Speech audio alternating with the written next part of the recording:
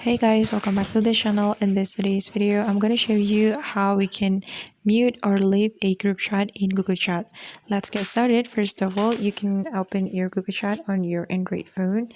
Then after you open your Google Chat, you can click on the spaces button.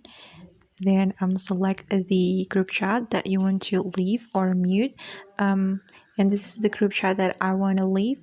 And if we want to leave this group chat, we can simply click and hold on the group chat like this until this option appear on your screen. Then since we want to leave the group chat, we can click on leave right here, and just click on leave again right here. And right after you click on leave, you will leave from that group chat.